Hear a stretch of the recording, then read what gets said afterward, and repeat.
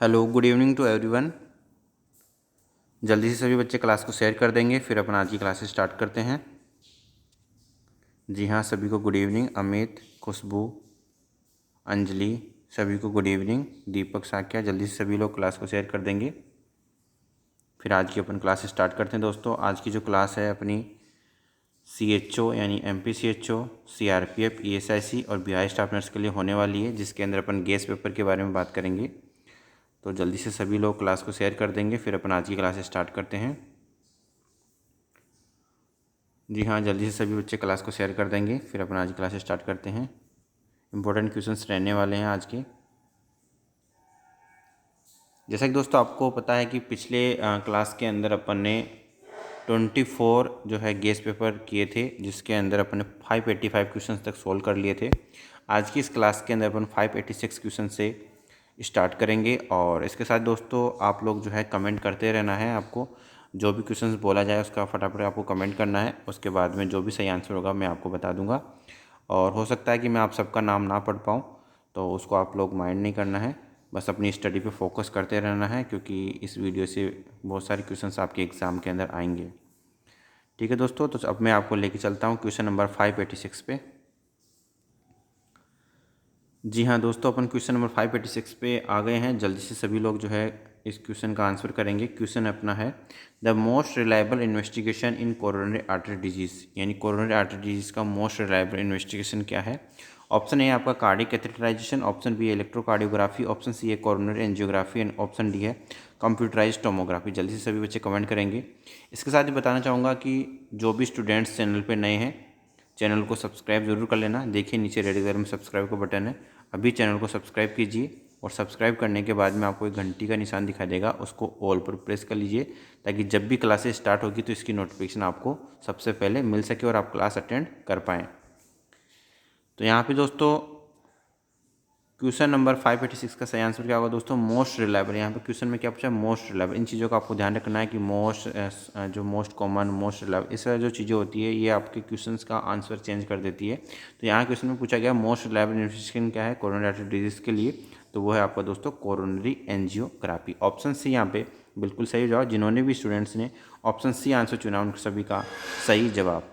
Next question की अपन बात करते हैं। क्वेश्चन नंबर 587 आपकी स्क्रीन पे है। Normal central Venus pressure is, यानी नॉर्मल सेंट्रल वीनस प्रेशर कितना होता है दोस्तों। ऑप्शन ए आपका 60 to 121 mm of H2O, option B आपका 4 to 10 mm of H2O, option C आपका 15 से 20 mm of H2O and option D आपका 50 to 100 mm ऑफ H2O। जल्दी से सभी बच्चे कमेंट करेंगे क्वेश्चन नंबर 587 का सही आंसर क्या होगा दोस्तों। जी हाँ, यहाँ पे सभी बच्चे कमेंट करते हुए, जल्दी से सभी बच्चे कमेंट करेंगे। सनातनी पांडे, जल्दी से सभी बच्चे कमेंट करेंगे। तो दोस्तों इस क्वेश्चन का जो सही आंसर होगा वो होगा option B 4 to 10 mm of H2। क्या होता है, नॉर्मल सेंट्रल विनस प्रेशर होता है CVP। ठीक है, सेंट्रल विनस प्रेशर कितना होता है normal, 4 to 10 mm of H2O। Next question की अपन बात करें। क्वेश्चन नंबर 588 आपकी स्क्रीन पे है। The two outstanding characteristic symptom of diabetes mellitus are, यानी जो डायबिटीज मेलाइटिस है उसके टू आउटस्टैंडिंग करेक्टरिस्टिक सिम्टम कौन कौन से होते हैं। तो दोस्तों आपको पता है कि डायबिटीज़ मेलाइटिस के अंदर आपको क्या देखने को मिलता है। नॉर्मली आपने देखा होगा डायबिटीज़ वाले जो पेशेंट है उसके अंदर आपको ब्लड के अंदर जो शुगर का जो लेवल है, ठीक है, वो क्या आपको मिलेगा, बढ़ा हुआ मिलेगा, यानी हाइपरग्लाइसेमिया मिलेगा। और जो शुगर का लेवल एक नॉर्मल रेंज से अबव हो जाता है, उस कंडीशन में क्या होगा, वो जो हाई जो शुगर लेवल है उसकी वजह से क्या किडनी क्या करेगी, जो ग्लूकोज को क्या कर देगी, फिल्टर कर देगी, और जिससे कि आपको ग्लाइकोज यानी यूरिन के अंदर ग्लूकोज की मात्रा देखने को मिलेगी जब आप यूरिन टेस्ट करेंगे उस समय। ठीक है, उसको क्या कहते हैं, दोस्तों ग्लाइकोज यूरिया। ठीक है, तो यहाँ पे क्वेश्चन पूछा गया था टू आउटस्टैंडिंग कैरेक्टरिस्टिक्स क्या है। तो ऑप्शन ए आपका hypoglycaemia and glycosuria, option B आपका hyperglycaemia and glycosuria, option C आपका hypoglycaemia and hypokalaemia and option D है हाइपरग्लाइसीमिया एंड हाइपोकैलेमिया। दोस्तों क्या होगा सही answer, option B hyperglycaemia and glycosuria. यानी हाइपरग्लाइसीमिया होने की वजह से क्या होगा दोस्तों, यूरिन के द्वारा जो है जो किडनी है आपकी ग्लूकोज को, ज़्यादा ग्लूकोज की मात्रा को क्या करेगी, यूरिन के द्वारा बाहर निकालेगी। उस कंडीशन में आपका देखने को मिलेगा ग्लूकोज यूरिया। ठीक है, यानी यूरिन के अंदर ग्लूकोज की मात्रा प्रेजेंट रहती है। ऑप्शन बी यहाँ पे बिल्कुल सही जवाब। बढ़ते हैं नेक्स्ट क्वेश्चन की तरफ। क्वेश्चन नंबर 589 आपकी स्क्रीन पे है। The average amount of blood loss during a normal labour is.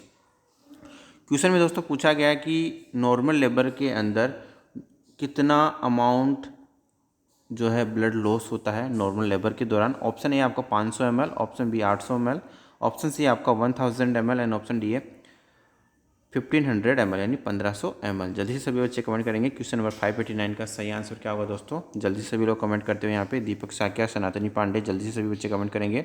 खुशबू, अंजलि, जल्दी से सभी लोग कमेंट करेंगे। क्वेश्चन नंबर 589 का सही जवाब होगा, क्या होगा सही जवाब दोस्तों। और इसके साथ दोस्तों यदि किसी का नाम नहीं ले पाऊँ तो उस चीज़ को आप लोग माइंड नहीं करना है, आपको अपनी स्टडी पे फोकस करना है। जो है मेन अपना जो टारगेट है अभी जो एग्ज़ाम है उसको भी फोकस करना है और उसके लिए आपको स्टडी पे फोकस करना बहुत ही ज़रूरी है। तो यहाँ पे सही आंसर क्या होगा दोस्तों, ऑप्शन ए 500 ml। नॉर्मल जो ब्लड लॉस होता है नॉर्मल लेबर के दौरान, नॉर्मल डिलीवरी के दौरान, तो वो कितना होता है दोस्तों, 500 ml होता है। यही यदि नॉर्मल लेबर के अलावा यदि आपके यहाँ पे आ जाए LSCS यानी जो लोअर सिजेरियन सेक्शन है उसके अंदर आपका आ जाए तो उस कंडीशन के लोअर जो सेगमेंट सिजेरियन सेक्शन है यानी LSCS के अंदर यदि ब्लड लॉस की बात आएगी तो आपको नॉर्मल कितना मानना है, 1000 ml ब्लड लॉस। कितना होता है नॉर्मल, 1000 ml। किसके अंदर, LSCS के अंदर आपका 1000 ml होता है और जो नॉर्मल लेबर होता है या नॉर्मल डिलीवरी होती है उसके अंदर 500 ml। नेक्स्ट क्वेश्चन आपकी स्क्रीन पे है question number 590। A defence mechanism where the individual transfer unacceptable thoughts और feeling to another object is. Option A आपका रेशनलाइजेशन, ऑप्शन बी आपका सब्लिमेशन एंड ऑप्शन सी आपका displacement and option D substitution. जल्दी से सभी लोग कमेंट करेंगे। Question number 590 का सही आंसर क्या होगा दोस्तों। क्वेश्चन में क्या पूछा है, डिफेंस मैकेनिज्म के बारे में पूछा है, तो उसकी डेफिनेशन दी गई है where the individual transfer unacceptable thoughts, यानी जो अनएक्सेप्टेबल थॉट्स है जिनको एक्सेप्ट नहीं किया जा सकता उनको ट्रांसफ़र कर देना, फीलिंग टू अनदर ऑब्जेक्ट। यानी जो थॉट्स और जो फीलिंग्स है जो अनएक्सेप्टेबल है जिनको एक्सेप्ट नहीं किया जा सकता उनको किसी अदर ऑब्जेक्ट पे, दूसरे ऑब्जेक्ट पे ट्रांसफ़र कर देना, उसको क्या कहा जाता है। जल्दी से भी बच्चे कमेंट करेंगे। ऑप्शन ए है आपका रेशनलाइजेशन, ऑप्शन बी है सब्लिमेशन, ऑप्शन सी है डिस्प्लेसमेंट एंड ऑप्शन डी है सब्सटीट्यूशन। जल्दी से भी लोग कमेंट करेंगे। क्वेश्चन नंबर 590 का सही आंसर क्या होगा। सही आंसर क्या होगा दोस्तों, डिस्प्लेसमेंट। क्या कहेंगे, डिस्प्लेसमेंट, यानी उस चीज़ को जो थॉट्स है उसको अनदर ऑब्जेक्ट पे क्या किया जा रहा है, ट्रांसफर किया जा रहा है, डिस्प्लेस किया जा रहा है, उसको अपन क्या कहते हैं, डिस्प्लेसमेंट। ऑप्शन सी यहाँ पे बिल्कुल सही जवाब। चलिए बढ़ते हैं दोस्तों नेक्स्ट क्वेश्चन में। क्वेश्चन नंबर 591 आपकी स्क्रीन पे। एक बार सभी बच्चे कमेंट करके बता देंगे कि मेरी आवाज़ आप सभी को क्लियर आ रही है। मेरी आवाज़ सभी को क्लियर आ रही है, एक बार सभी बच्चे कमेंट करके बता देंगे। जी हाँ, अच्छा ठीक है। चलिए तो फिर नेक्स्ट क्वेश्चन की अपन बात करें। क्वेश्चन नंबर 591 है आपका, the ductus connects the umbilical vein to the. यानी आपने देखा होगा कि डक्टस, जो आपने नाम सुना होगा डक्टस विनोसस, डक्टस आर्टरियस, तो उसके अंदर पूछा गया कि the ductus connect the umbilical vein to the, यानी अम्बिलिकल वेन को किससे कनेक्ट करता है, डक्टस विनोसस। तो दोस्तों जो डक्टस विनोसिस है वो अम्बिलिकल वेन को आपकी जो इन्फीरियर वेना केवा है, आपकी ने देखा होगा जब फीटल सर्कुलेशन आपने पढ़ा होगा तो फीटल सर्कुलेशन आपने देखा होगा यहाँ प्लेसेंटा होती है और सीधी सीधी ये जो अम्बिलिकल वेन प्लेसेंटा से जाती है और इधर से आपकी क्या आती है, इन्फीरियर वेना केवा, ऊपर से आपकी सुपीरियर वेना केवा होता है, यहाँ पे उसका हार्ट होता है और यहाँ से जो कनेक्ट होता है जैसे यहाँ पे लीवर होता है आपका, ठीक है, आपने पढ़ा होगा फीटल सर्कुलेशन। तो यहाँ से जो यहाँ पे जो कॉम्बिनेशन बनाती है अम्बिलिकल वेन और ये दोनों, तो उसको अपन क्या कहते हैं, डक्टस विनोसस कहते हैं। क्या कहते हैं दोस्तों, डक्टस विनोसस। और ऑप्शन बी यहाँ पे बिल्कुल सही जवाब है, इन्फीरियर वेना केवा। ठीक है, नेक्स्ट क्वेश्चन की तरफ बढ़ते हैं। क्वेश्चन नंबर 592 आपकी स्क्रीन पे, the two outstanding characteristic symptom of diabetes mellitus are. तो ये क्वेश्चन अभी रिपीट हो चुका है, तो इस क्वेश्चन का सही आंसर क्या है दोस्तों, hyperglycaemia and glycosuria is the correct answer of this question. इस क्वेश्चन का ऑलरेडी मैं पहले बता चुका हूँ।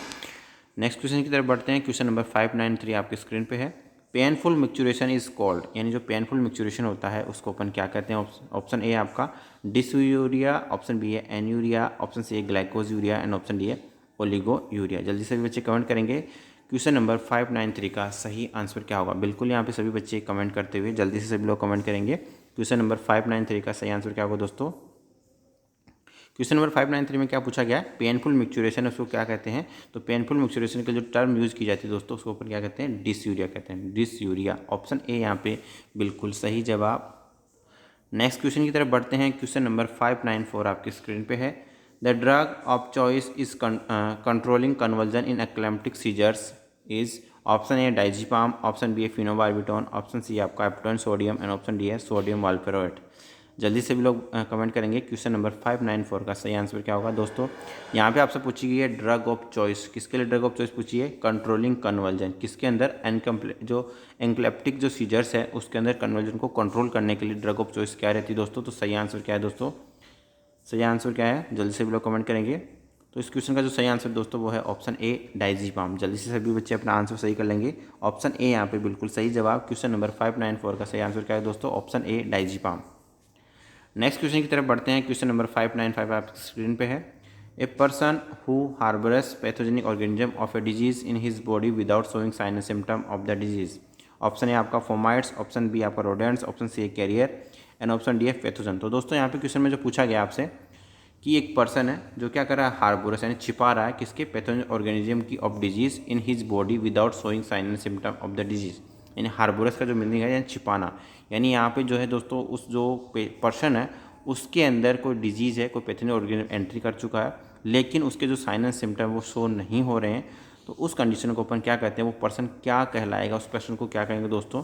उस पर्सन को कहेंगे कैरियर। कैरियर की आपने डेफिनेशन मैंने पहले भी जब सीएचएन की स्पेशल एमसी क्लास मैंने आपसे ली थी तब मैंने बताया था कैरियर की डेफिनेशन क्या होती है। तो मैंने आपको बताया था कि जो कैरियर होता है उसके अंदर जो पैथोजेनिक ऑर्गेनिज्म तो प्रेजेंट रहता है डिजीज़ का, लेकिन उसके अंदर किसी प्रकार का साइन एंड सिम्टम जो है शो नहीं होता है, वो डिजीज़ को आगे की तरफ फॉरवर्ड कर सकता है। तो उसको अपन क्या कहते हैं? कैरियर कहते हैं। ऑप्शन सी यहाँ पे बिल्कुल सही जवाब। बढ़ते हैं नेक्स्ट क्वेश्चन की तरफ। क्वेश्चन नंबर 596 आपकी स्क्रीन पे है।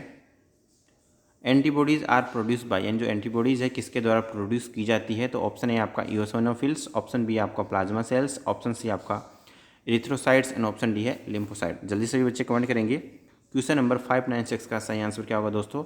तो जो आपकी एंटीबॉडी होती है वो किसके द्वारा प्रोड्यूस की जाती है दोस्तों? तो यहाँ पे मैं आपको बता देना चाहूँगा कि जो लिम्फोसाइट्स है वो आपकी एंटीबॉडी प्रोड्यूस करती है। ऑप्शन डी यहाँ पे बिल्कुल सही जवाब। अब इसके अंदर भी स्पेसिफिक यदि आपसे पूछ लिया जाए कि कौन सी लिम्फोसाइट एंटीबॉडी प्रोड्यूस करती है, तो दोस्तों दो प्रकार की लिम्फोसाइट होती है आपकी। एक तो आती है बी लिम्फोसाइट और दूसरी कौन सी होती है? T lymphocyte. कौन सी हो दोस्तों? एक तो होती है आपकी बी लिम्फोसाइट और दूसरी कौन सी होती है? T lymphocyte. जो आपकी बी लिम्फोसाइट है वो क्या करती है? एंटीबॉडी का प्रोड्यूस करती है। याद करने की जो ट्रिक है मैं बता देता हूँ। जो बी लिम्फोसाइट है, B lymphocyte, B for B lymphocyte और बी फॉर एंटीबॉडीज़ का जो बी और बी लिम्फोसाइट का बी। इस प्रकार से आप याद कर सकते हैं कि एंटीबॉडीज़ कौन सी जो है लिम्फोसाइट प्रोड्यूस करती है। तो एंटीबॉडीज़ के अंदर जो बी आता है उसका बी का मतलब क्या है? B lymphocyte. ठीक है दोस्तों, याद रहेगा, ये सभी को समझ में आएगा। एक बार सभी लोग कमेंट करके बता देंगे ये जो मैंने आपको भी समझाया वो सभी को समझ में आ गया। जी हाँ, चलिए आगे बढ़ते हैं। नेक्स्ट क्वेश्चन, क्वेश्चन नंबर 597 आपकी स्क्रीन पे है।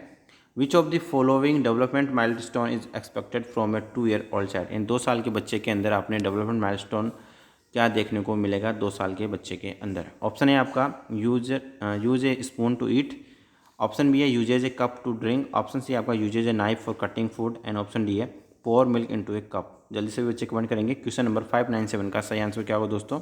जैसे कि दोस्तों मैंने आपको माइलस्टोन भी हालांकि पढ़ाया था, डेवलपमेंट ग्रोथ एंड डेवलपमेंट का आपकी जो पीडिया का गोल्डन पॉइंट्स की अपनी क्लास ली थी उसके अंदर मैंने आपको बताया था कौन कौन से माइलस्टोन होते हैं। और जिन्होंने भी नहीं देखा वो जो है चैनल की जो प्लेलिस्ट है उसके अंदर पीडिया का गोल्डन पॉइंट्स करके मैंने बना रखा है चैनल पे, वहाँ पे जाकर के आप देख सकते हैं इस वीडियो के एंड होने के बाद में। तो जल्दी से सभी बच्चे कमेंट करेंगे क्वेश्चन नंबर 597 का सही आंसर क्या होगा? तो दोस्तों यहाँ पे जो सही आंसर होगा वो क्या होगा? Option B, uses a cup to drink, यानी एक कप को यूज कर सकते हैं पीने के लिए। ठीक है, कप का यूज कर लेता है इस 2 साल की एज के अंदर। ऑप्शन बी यहाँ पे बिल्कुल सही जवाब। नेक्स्ट क्वेश्चन की तरफ बढ़ते हैं। क्वेश्चन नंबर 598 आपकी स्क्रीन पे है। Human papilloma virus is important in its possible roles in the development of, यानी जो ह्यूमन पेपिलोमा वायरस यानी HPV, कौन सा वायरस? Human papilloma virus is important in possible to role in the development of, किसके development के लिए जो ह्यूमन पेपिलोमा वायरस है वो जिम्मेदार है? ऑप्शन है आपका cervical cancer, option B skin cancer, option C आपका lung cancer and option D है ओरल कैंसर। जल्दी से भी बच्चे कमेंट करेंगे। क्वेश्चन नंबर 598 का सही आंसर क्या होगा दोस्तों? तो जो ह्यूमन पेपिलोमा वायरस है वो क्या कोज करता है दोस्तों? आपने देखा होगा सर्वाइकल कैंसर कोज करता है। कौन सा कोज करता है? Cervical cancer. और जो आप देखते हैं कि सर्वाइकल कैंसर के लिए जो स्क्रीनिंग की जाती है कौन सी की जाती है? पेप स्मेयर किया जाता है। नेक्स्ट क्वेश्चन की तरफ बढ़ते हैं। क्वेश्चन नंबर 599 आपकी स्क्रीन पे है। A complication that can occur due to the unwise administration of oxygen to a newborn, ये जो एक न्यू बॉर्न है उसके अंदर यदि अनवाइज, अनवाइज का मतलब आपने देखा होगा, वाइज का मतलब होता है बुद्धिमता, वाइज का मतलब क्या है दोस्तों, बुद्धिमता। तो अनवाइज का मतलब जस्ट अपोजिट हो जाएगा, यानी किसी ने गलती से एडमिशन कर दिया है, लापरवाही से एडमिशन कर दिया, ऑक्सीजन की मात्रा अधिक मात्रा जो है एडमिशन कर दी है, उसकी वजह से न्यू बॉर्न के अंदर कौन सा कॉम्प्लिकेशन देखने को मिलेगा। ऑप्शन है आपका रिट्रोलेंटल फाइब्रोप्लेजिया, ऑप्शन बी आपका न्यूमोथोरेक्स, ऑप्शन सी है टैकीकार्डिया एंड ऑप्शन डी है हाइलिन मेम्ब्रेन डिजीज। जल्दी से सभी बच्चे कमेंट करेंगे। क्वेश्चन नंबर 599 का सही आंसर क्या होगा। क्वेश्चन में क्या पूछा है, कॉम्प्लिकेशन पूछा है किसका, जो एडमिशन करते हैं ऑक्सीजन अनवाइजली, यानी आपने जो नॉर्मली आप एडमिशन करते हैं उससे ज़्यादा आपने कर दी, यानी आपको नहीं पता जितनी एडमिट करनी थी उससे ज़्यादा कर दिया आपने एडमिशन, उस कंडीशन में उस बच्चे के अंदर, उस न्यू बॉर्न के अंदर क्या कॉम्प्लिकेशन देखने को मिलेंगे। तो सही आंसर क्या होगा दोस्तों, रिट्रोलेंटल फाइब्रोप्लेजिया। जल्दी से इस क्वेश्चन को आप नोट कर ले, मोस्ट इंपॉर्टेंट क्वेश्चन है। क्या देखने को मिलेगा, रिट्रोलेंटल फाइब्रोप्लेजिया देखने को मिलेगा। ऑप्शन ए यहाँ पे बिल्कुल सही जवाब। नेक्स्ट क्वेश्चन की तरफ बढ़ते हैं। क्वेश्चन नंबर 600 आपकी स्क्रीन पे, the only safe and effective drug against filaria infection, यानी फाइलेरिया इन्फेक्शन के अंदर सेफ और इफेक्टिव ड्रग्स कौन सी है। ऑप्शन है आपका क्लोरोक्विनिन, ऑप्शन बी है रिफाम्सिन, ऑप्शन सी है diethyl carbamazepine citrate and option D है पायराजिनेमाइड। क्वेश्चन नंबर 600 का सही आंसर क्या होगा दोस्तों, फाइलेरिया जो इन्फेक्शन है उसके लिए सेफ और इफेक्टिव ड्रग्स कौन सी है। तो कौन सी दोस्तों, सभी बच्चे कमेंट करेंगे। क्वेश्चन नंबर 600 का सही आंसर क्या होगा। यहाँ पे सही जवाब होगा दोस्तों option C, diethyl carbamazepine citrate, जो है किसके लिए, सेफ एंड इफेक्टिव ड्रग्स किसके लिए दोस्तों, फाइलेरिया इन्फेक्शन के लिए। नेक्स्ट क्वेश्चन की तरफ बढ़ते हैं। क्वेश्चन नंबर 601 आपकी स्क्रीन पे है, an epidemic which spread from country to country और over the whole world is called, यानी जहाँ एक कोई एपिडेमिक है या फिर कोई डिजीज़ है जो किसी कंट्री से कंट्री, एक कंट्री से दूसरी कंट्री में फैल रही है या फिर पूरे वर्ल्ड के अंदर फैल गई है, तो उसको अपन क्या कहेंगे दोस्तों। तो अभी आपने इसका अच्छा एग्जाम्पल दोस्तों आपने कोरोना का देखा होगा। कोरोना जैसे कि सभी कंट्रियों के अंदर फैल रहा है, होल वर्ल्ड के अंदर भी आपको देखने को मिल रहेगा। तो यहाँ पे जो है दोस्तों उसको क्या कहते हैं, पेंडेमिक कहते हैं। क्या कहते हैं दोस्तों, पेंडेमिक। ऑप्शन बी यहाँ पे सही जवाब, पेंडेमिक कहेंगे। क्या कहेंगे दोस्तों, पेंडेमिक। और इसका सबसे अच्छा एग्जाम्पल क्या है दोस्तों, कोरोना वायरस। नेक्स्ट क्वेश्चन की तरफ बढ़ते हैं। क्वेश्चन नंबर 602 आपकी स्क्रीन पे है, Koplik spot are characteristics of, यानी जो कॉप्लिक स्पॉट्स है किसके अंदर देखने को मिलता है दोस्तों। ऑप्शन है आपका measles, option B oral cancer, option C है परप्यूरा एंड ऑप्शन डी है मम्स। जल्दी से भी बच्चे कमेंट करेंगे। क्वेश्चन नंबर 602 का सही आंसर क्या होगा। इस क्वेश्चन का सही आंसर सभी को पता होना चाहिए।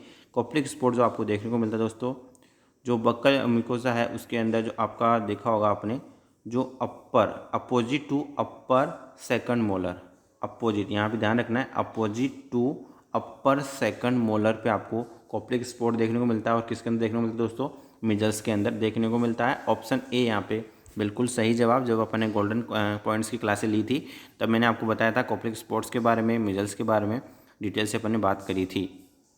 नेक्स्ट क्वेश्चन की तरफ बढ़ते हैं। क्वेश्चन नंबर 603 आपकी स्क्रीन पे है, worm that is transmitted through meat is, यानी जो वर्म होता है दोस्तों, बहुत सारे वर्म होते हैं, जो hook worm, tap worm, round worm, pin worm, तो उनमें से कौन सा वर्म है जो कि मीट के द्वारा ट्रांसमिट होता है।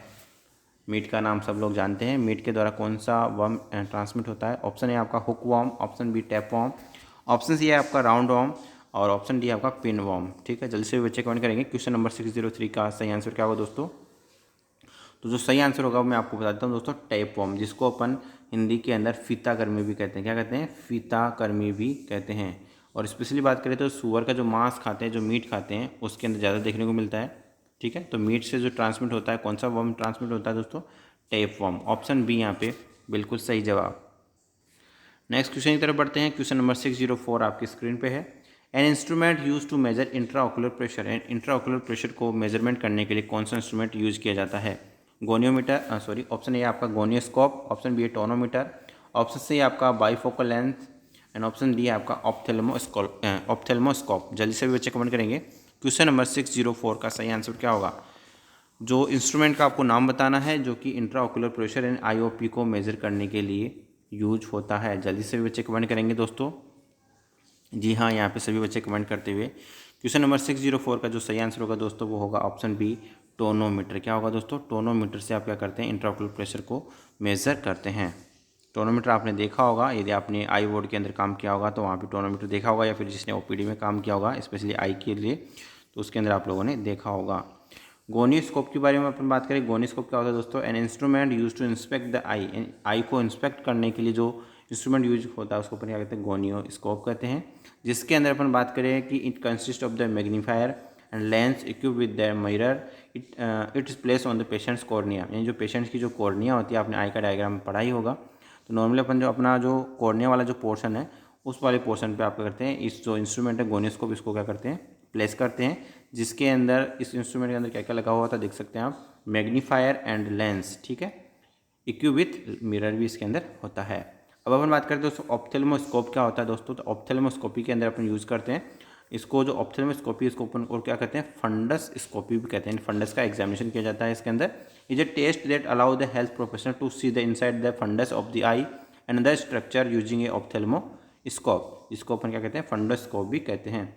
It is done as part of eye examination and may be done as part of the routine physical examination. Next अपन बात करें जो बाईफोकल लेंस होता है दोस्तों, आपने बाईफोकल लेंस के बारे में सुना होगा। बाईफोकल जो लेंस जो कॉमनली यूज़ किया जाता है, किसके लिए किया जाता है? प्रेस बायोपिया के लिए यूज़ किया जाता है। और आपने देखा होगा कि जो प्रेस बायोपिया, आपने मायोसिस, मियोसिस, ये सब आपने सुना होगा। तो स्पेशली अपन बाईफोकल जो लेंस होता है वो आपको प्रेस बायोपिया के लिए यूज किया जाता है। वो also require for correction of और मायोपिया, हाइपरोपिया एंड एस्टिमेटिज्म के लिए भी यूज़ किया जा सकता है।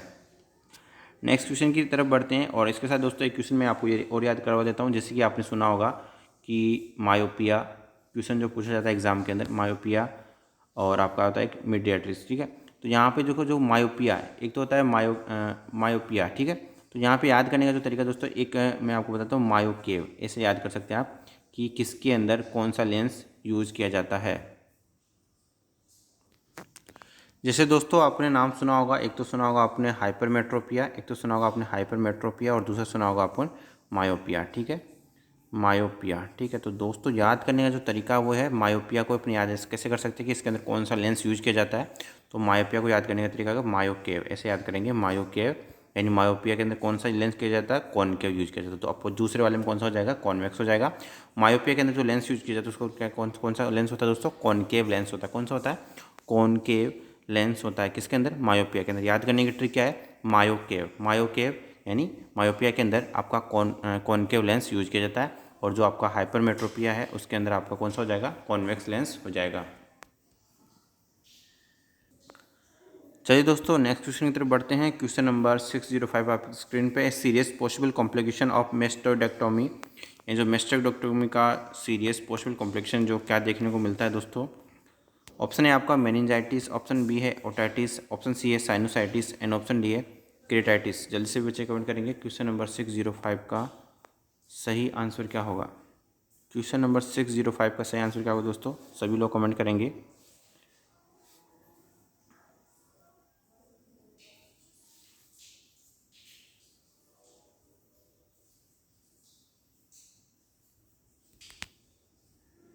तो दोस्तों सही आंसर जो होगा इस क्वेश्चन क्या होगा? Option A meningitis. क्वेश्चन में पूछा गया सीरियस, सीरियस पूछा गया है यहाँ पे, तो कौन सा कॉम्प्लिकेशन देखने को मिल सकता है मेस्टेक्टोमी से? मेनिंजाइटिस, ऑप्शन ए यहाँ पे बिल्कुल सही जवाब। नेक्स्ट क्वेश्चन की तरफ बढ़ते हैं। क्वेश्चन नंबर 606 आपकी स्क्रीन पे है। The nurse should position a client recovering from general anaesthesia in a, यानी जनरल एनेस्थीसिया से जो पेशेंट है आया है रिकवरी रूम में, उसको कौन सी पोजीशन देते हैं? ऑप्शन है आपका सुपाइन पोजीशन, ऑप्शन बी है साइडलाइन पोजीशन, ऑप्शन सी है high Fowler position, option D है ट्रेंडरबर्ग पोजीशन। तो दोस्तों सही आंसर क्या होगा? क्वेश्चन नंबर 606 का सही आंसर क्या होगा? जल्दी से भी लोग कमेंट करेंगे। तो जनरल एनेस्थीसिया है, उस जनरल एनेस्थीसिया के अंदर जो रिकवरिंग पोजीशन होती है उसको ऊपर क्या कहते हैं दोस्तों? Sideline position. ऑप्शन बी यहाँ पे बिल्कुल सही जवाब होगा, ऑप्शन बी। सभी लोग अपना आंसर सही कर लेंगे, साइडलाइन पोजीशन देते हैं जनरल एनेस्थीसिया के अंदर। ऑप्शन बी यहाँ पे सही जवाब, बिल्कुल बी आंसर होगा सही। चलिए दोस्तों बढ़ते हैं नेक्स्ट क्वेश्चन की तरफ। क्वेश्चन नंबर 607 आपकी स्क्रीन पे है। Post operatively if A patients colostomy stoma is visible its colour will be, यानी आपने देखा होगा जो पोस्ट ऑपरेटिवली जो पेशेंट्स है, जो कोलोस्टोमी का जो स्टोमा है, कोलोस्टोमी आपने देखा होगा जो कोलोस्टोमी की जाती है वहाँ पे आपको जो स्टोमा यानी जो आपने ओपनिंग बनाई है वो किस प्रकार का, उसका कलर कैसा दिखाई देता है पोस्ट ऑपरेट करने के बाद में? ऑप्शन है आपका ग्रे, ऑप्शन बी है brick red, and option C है pale pink, and option D है डार्क पर्पल। कौन सा कलर होता है दोस्तों? नॉर्मली उसका कलर कौन सा होता है दोस्तों? पिंक कलर होता है। कौन सा होता है? Pink colour. कैसा होता है नॉर्मल कलर? पिंक कलर होता है। नेक्स्ट क्वेश्चन की तरफ बढ़ते हैं। क्वेश्चन नंबर 608 आपकी स्क्रीन पे है। Subdural haematoma is a blood collection between, यानी जो सबड्यूरल हेमेटोमा होता है उसके अंदर जो ब्लड कलेक्शन होता है वो किसके बीच में होता है। ऑप्शन है आपका skull and dura mater, option B आपका dura and pia mater, option C आपका arachnoid and pia mater and option D आपका dura and subarachnoid metre. तो दोस्तों आपने सुना होगा कि जो मेनिंजेस जो लेयर होती है जिसके अंदर आपने सुना होगा पायामीटर, ड्यूरामीटर, एरिकनोइड मीटर, ठीक है। तो ड्यूरामीटर को अपने याद कैसे, ड्यूरामीटर ड्यूरा यानी दूर वाली, पाया यानी पास वाली, और एरिकनोइड कौन सी होगी, बीच वाली लेयर होती है, ठीक है। तो यहाँ पे पूछा गया सब ड्यूरल हेमेटोमा, सब ड्यूरल हेमेटोमा यानी ड्यूरा के जस्ट नीचे, सब यानी नीचे, ड्यूरा यानी ड्यूरा के नीचे जो हेमेटोमा होता है वो किस किस के बीच में होता है। यानी ड्यूरा के नीचे क्या आएगा दोस्तों, ड्यूरा के नीचे एरिकनोइड आएगा और एरिकनोइड के नीचे क्या रहेगा दोस्तों, पायामीटर। तो यहाँ पे पूछा गया कि जो सब ड्यूरल हेमेटोमा यानी ड्यूरा के नीचे हेमेटोमा हुआ तो किसके बीच में हुआ, आपका एरिकनोइड और ड्यूरामीटर के बीच के अंदर। तो एरिकनोइड एंड ड्यूरामीटर के बीच के अंदर होगा। ये आपका ऑप्शन डी यहाँ पे बिल्कुल सही जवाब। ड्यूरामीटर और जो सब एरिकनोमीटर है इन दोनों के बीच में सब ड्यूरल हेमेटोमा के अंदर ब्लड कलेक्शन देखने को मिलेगा। ऑप्शन डी यहाँ पे बिल्कुल सही जवाब। नेक्स्ट क्वेश्चन की तरफ बढ़ते हैं। क्वेश्चन नंबर 609 आपकी स्क्रीन पे है। Obstruction due to twisting of intestine, यानी इंटेस्टाइन की ट्विस्टिंग होने की वजह से जो ऑब्स्ट्रक्शन होता है उसको अपन क्या कहते हैं। ऑप्शन है आपका वोल्वुलस, ऑप्शन बी है आपका इंटरसेप्शन, ऑप्शन सी है डाइवर्टिकुलम एंड ऑप्शन डी है मेगाकोलोन। जल्दी से सभी लोग कमेंट करेंगे क्वेश्चन नंबर 609 का सही आंसर क्या होगा। ऑब्स्ट्रक्शन यहाँ पे जो देखा गया दोस्तों, ऑब्स्ट्रक्शन हुआ किसकी वजह से, जो इंटेस्टाइन है उसकी ट्विस्टिंग होने की वजह से। यानी इंटेस्टाइन जैसे आपने देखा होगा, नॉर्मल आपने इंटेस्टाइन देखी होगी, तो जो इंटेस्टाइन जो ट्विस्टिंग, जैसे ये नॉर्मल इंटेस्टाइन हुई, इसकी जो ट्विस्टिंग हो जाती है यहाँ पे, जो एक दूसरे पे ऐसे ट्विस्ट हो जाती है, ठीक है, ट्विस्टिंग हो जाती है, तो उस कंडीशन को अपन क्या कहते हैं दोस्तों, उसको कहते हैं वोल्वुलस। क्या कहते हैं, वोल्वुलस।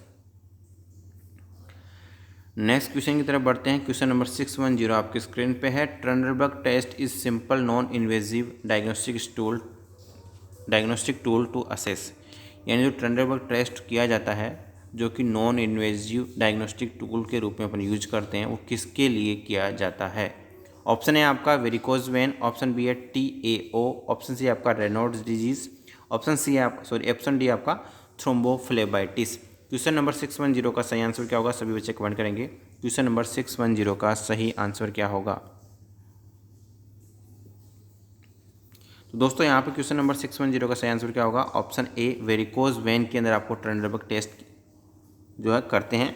और एक तो दोस्तों होता है ट्रेनरबर्ग टेस्ट और दूसरा होता है ट्रेनरबर्ग साइन। एक तो होता है ट्रेनरबर्ग टेस्ट और दूसरा होता है ट्रेनरबर्ग साइन। तो दोस्तों जो ट्रेनरबर्ग टेस्ट है वो तो आपका किया जाता है वेरिकोज वेन के अंदर, और जो ट्रेनरबर्ग साइन होता है उसके अंदर क्या होता है दोस्तों कि जो हिप डिसलोकेशन, यानी जैसे आपने देखा होगा कि आपने पढ़ा भी होगा हिप डिसलोकेशन के बारे में, जिसके अंदर स्पेशली आपने पढ़ा होगा कॉन्जेनिटल हिप डिसलोकेशन। तो कॉन्जेनिटल हिप डिसलोकेशन या फिर हिप डिसलोकेशन को चेक करने के लिए कौन सा साइन होता है दोस्तों, ट्रेनरबर्ग साइन होता है। आप इसको सर्च करना गूगल पे, आपको पता लग जाएगा और डिटेल्स इसके अंदर आपके बारे में आप जान सकते हैं। नॉर्मली आपको ध्यान रखना है जो ट्रेनरबर्ग जो टेस्ट है वो आपका वेरिकोज वेन के लिए यूज किया जाता है, और जो ट्रेनरबर्ग साइन है आपका वो आपका हिप डिसलोकेशन के अंदर देखने को मिलता है। किसके अंदर, हिप डिसलोकेशन के अंदर कौन सा sign, Trendelenburg sign. Next question की तरफ बढ़ते हैं। An important mineralocorticoid by adrenal cortex, जो एड्रेनल जो कॉर्टेक्स है उससे इम्पोर्टेंट मिनरलोकॉर्टिकॉइड हार्मोन कौन सा होता है। ऑप्शन है आपका कोर्टिसोन, ऑप्शन बी है आपका कोर्टिकोस्टेरोन, ऑप्शन सी है एल्डोस्टेरोन एंड ऑप्शन डी है एंड्रोजन। तो दोस्तों इस क्वेश्चन का सही आंसर क्या होगा, यहाँ पे पूछा गया मिनरलोकॉर्टिकॉइड हार्मोन कौन सा है जो कि एड्रेनल कॉर्टेक्स से होता है। दोस्तों जल्दी से बच्चे कमेंट करेंगे सही आंसर क्या होगा, एल्डोस्टेरोन। कौन सा हार्मोन, एल्डोस्टेरोन, जिसको अपन क्या कहते हैं मिनरलोकॉर्टिकॉइड, इंपॉर्टेंट मिनरलोकॉर्टिकॉइड जो है, और कहाँ से होता है, एड्रेनल कॉर्टेक्स से। एड्रेनल ग्लैंड देखी होगी आपने, उस एड्रेनल ग्लैंड एक तो होता है आपका मेडुला और दूसरा होता है आपका कॉर्टेक्स। तो कॉर्टेक्स से, एड्रेनल कॉर्टेक्स से कौन सा जो मिनरलोकॉर्टिकॉइड, एल्डोस्टेरोन। ऑप्शन सी यहाँ पे बिल्कुल सही जवाब, ऑप्शन सी।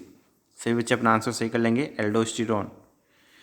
नेक्स्ट क्वेश्चन की तरफ बढ़ते हैं। क्वेश्चन नंबर 613 आपकी स्क्रीन पे है। फॉल्स परसेप्शन और आर कॉल्ड, यानी यहाँ पे क्वेश्चन में पूछा गया दोस्तों फॉल्स परसेप्शन जो आपको देखने को मिलता है उसको अपन क्या कहेंगे।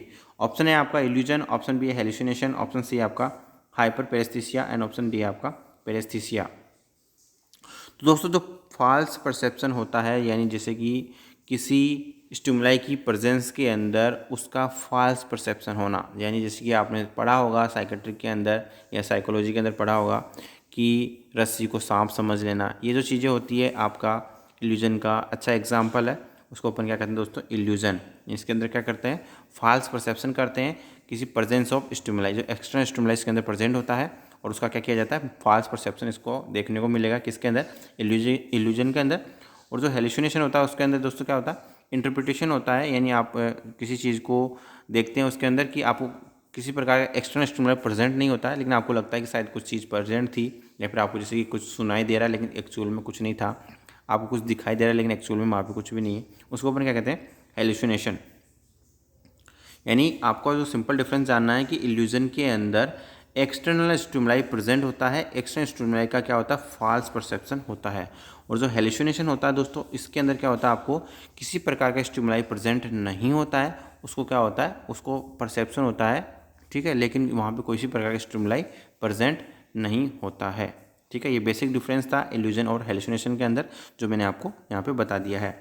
नेक्स्ट क्वेश्चन की तरफ बढ़ते हैं। क्वेश्चन नंबर 614 आपकी स्क्रीन पे है। Persistent irrational fear of an object, यानी किसी ऑब्जेक्ट के प्रति जो परसिस्टेंट इरेशनल जो फियर होता है उसको अपन क्या कहते हैं। इस क्वेश्चन का सभी को आंसर आना चाहिए। ऑप्शन ए आपका obsession, option B phobia, option C compulsion and option D है डिल्यूजन। तो दोस्तों जो परसिस्टेंट इरेशनल फियर आपको देखने को मिलता है उसको अपन क्या कहते हैं, फोबिया कहते हैं। क्या कहते हैं दोस्तों, फोबिया कहा जाता है। फोबिया की सिंपल सी डेफिनेशन है persistent irrational fear. Option B यहाँ पे बिल्कुल सही जवाब। नेक्स्ट क्वेश्चन की तरफ बढ़ते हैं। क्वेश्चन नंबर 615 आपकी स्क्रीन पे है। Pap smear is use for which of the following, यानी जो पेप स्मेयर टेस्ट किया जाता है किसके लिए किया जाता है। ऑप्शन है आपका lung cancer, option B colon cancer, option C आपका cervical cancer and option D है पेनक्रियाटिक कैंसर। सभी बच्चे कमेंट करेंगे क्वेश्चन नंबर 615 का सही आंसर क्या होगा दोस्तों। तो जो पेप स्मेयर जो देखने को मिलेगा आपको किसके अंदर चेक करते हैं अपन, सर्वाइकल कैंसर का पता लगाने के लिए पेप स्मेयर किया जाता है। ऑप्शन सी यहाँ पे बिल्कुल सही जवाब। नेक्स्ट क्वेश्चन की तरफ बढ़ते हैं। क्वेश्चन नंबर 616 आपकी स्क्रीन पे है।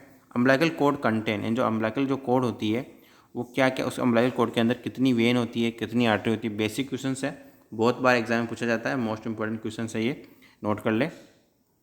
तो ऑप्शन ए आपका 2 arteries and 2 vein, option B आपका 2 arteries and 1 vein, option C आपका 2 vein and 1 artery and option D आपका 1 आर्टरी एंड 1 वेन। स्टार्टिंग में क्या होता है दोस्तों, 2 आर्टरी और 2 वेन होती है स्टार्टिंग के अंदर, ठीक है, लेकिन कुछ समय बाद आप देखते हैं कि अम्बिलिकल कॉर्ड का इसके अंदर आपको क्या देखने को मिलेगी, 2 artery and 1 vein. Option B यहाँ पे बिल्कुल सही जवाब। अम्बिलिकल कॉर्ड के अंदर जैसे नॉर्मली क्वेश्चन ऐसे ही पूछा जाता है कि अम्बिलिकल कॉर्ड के अंदर क्या क्या होता है दोस्तों, तो 2 आर्टरीज और 1 वेन इसके अंदर होती है। और स्पेसिफिक की बात करें कि जो जैसे कि दो वेन होती है इसके अंदर, ठीक है, तो लेफ्ट और राइट वेन होती है, ठीक है, लेफ्ट अम्बिलिकल वेन और राइट अम्बिलिकल वेन। इसी प्रकार से लेफ्ट अम्बिलिकल आर्टरी और राइट अम्बिलिकल आर्टरी, तो 2 आर्टरी तो प्रेजेंट ही रहती है, लेकिन जो एक वेन है वो गायब हो जाती है। तो वो कब गायब होती है, और यहाँ पे देखते हैं दोस्तों कि जो वेन है आपकी, जो अम्बिलिकल वेन है उसके अंदर एक तो होती है आपकी राइट अम्बिलिकल वेन और दूसरी होती है लेफ्ट अम्बिलिकल वेन। याद करने का टेक्निक कौन सी होती है, ये लेफ्ट वाली होती है, ठीक है, लेफ्ट वाली प्रेजेंट रहती है, ठीक है। याद करने का तरीका कि लेफ्ट वाली क्या रह जाती है, लेफ्ट रह जाती है, ठीक है, लेफ्ट वाली लेफ्ट रह जाती है और राइट वाली क्या हो जाती है, गायब हो जाती है। याद करने का तरीका कि जो लेफ्ट वेन है वो आपकी लेफ्ट रह जाती है, यानी बच जाती है, शेष रह जाती है, ठीक है। नेक्स्ट क्वेश्चन की तरफ बढ़ते हैं। क्वेश्चन नंबर 617 आपकी स्क्रीन पे है। Following surgery a child has an intravenous infusion running at 20 ml per hour. The infusion set delivered 60 drops per ml. The nurse regulated the drops per minute at. यहाँ पे question में क्या पूछा गया दोस्तों कि इंट्रावेनस इन्फ्यूजन चल रहा है और उसकी जो रनिंग है 20 ml पर आवर, यानी 20 ml एक घंटे में जा रहा है। कितने घंटे में, एक घंटे में 20 ml जा रहा है। जो इन्फ्यूजन सेट है, यानी जो IV सेट है या फिर इन्फ्यूजन जो सेट है वो उसकी जो है 60 ड्रॉप पर ml, यानी उसके अंदर 1 ml के अंदर 60 ड्रॉप जाएगी, ठीक है। आपने देखा होगा माइक्रो मैक्रो, तो जो माइक्रो वाला होता है उसके अंदर 60 ड्रॉप होती है 1 ml के अंदर।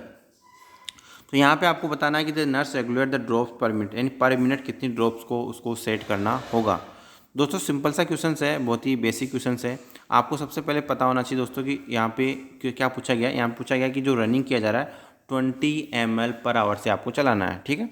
तो अब आपको ड्रॉप में सेट करेंगे तो कैसे करेंगे दोस्तों, तो सिंपल सा फॉर्मूला है। यहाँ पे आपको 20 ml दिया गया है, अमाउंट कितना दिया है 20 ml, कितनी देर में देना है 1 घंटे के अंदर देना है।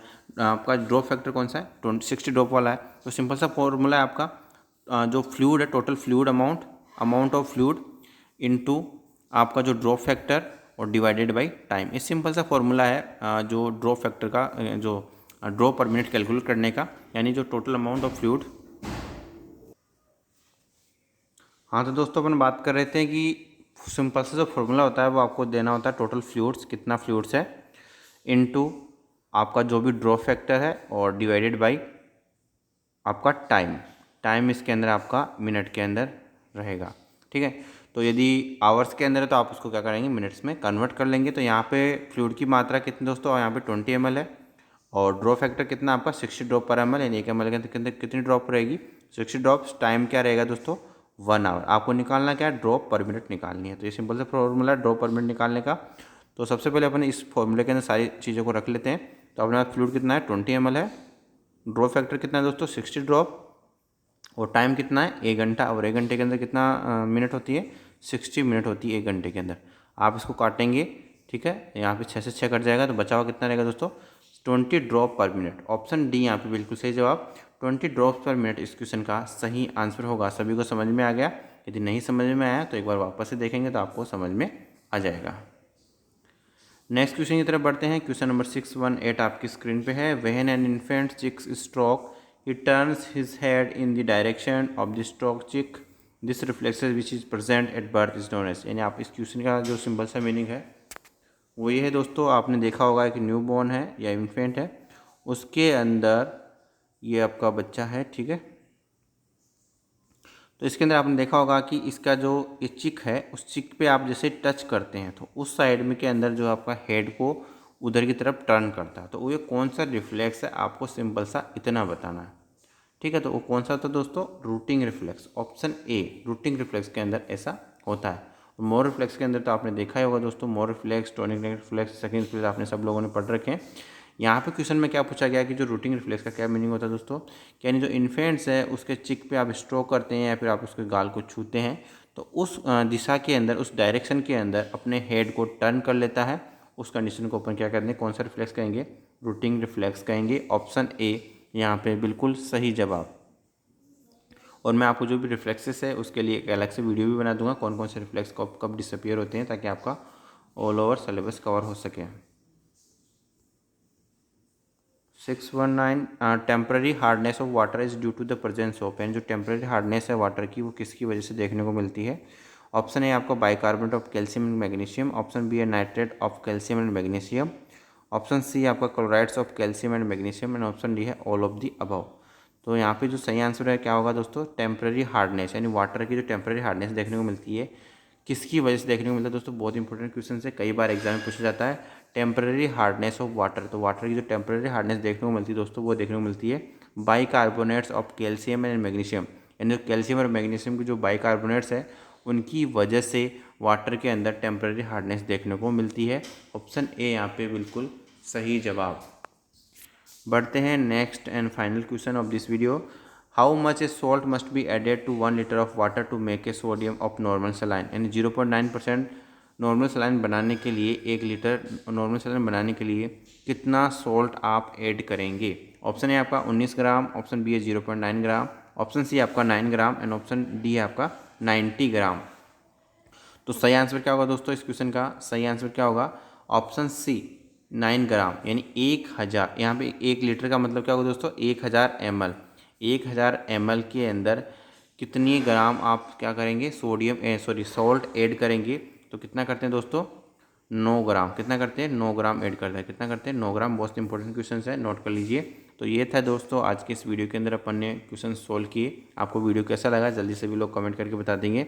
और इसके साथ ही दोस्तों कल की जो क्लास जब भी होगी आपको इसकी नोटिफिकेशन मिल जाएगी। नोटिफिकेशन प्राप्त करने के लिए आपको क्या करना होगा, नीचे जो रेड कलर में सब्सक्राइब का बटन है उसको अभी सब्सक्राइब कर लीजिए। सब्सक्राइब करने के बाद में आपको एक बेल आइकन यानी घंटी का निशान दिखाई देगा, उसको ऑल पर प्रेस कर लीजिए ताकि जब भी कल की क्लास स्टार्ट होगी तो इसकी नोटिफिकेशन आपको मिल सके। और अपने दोस्तों को, जो भी जूनियर है, सीनियर्स है, फ्रेंड्स है, उन सभी को वीडियो को अधिक से अधिक शेयर करना है ताकि सभी को जो है वीडियो का बेनिफिट हो सके, और मैं चाहता हूँ कि ज़्यादा से ज़्यादा स्टूडेंट्स का सिलेक्शन एक्सपर्ट नर्सिंग क्लासेस के माध्यम से हो। इसलिए इस वीडियो को आप ज़्यादा से ज़्यादा शेयर करना, ताकि ज़्यादा से ज़्यादा स्टूडेंट्स तक ये वीडियो पहुँचे और ज़्यादा से ज़्यादा स्टूडेंट्स को बेनिफिट मिल सके। तो चलिए दोस्तों, आज की वीडियो में इतना ही, मिलेंगे नेक्स्ट वीडियो में। धन्यवाद।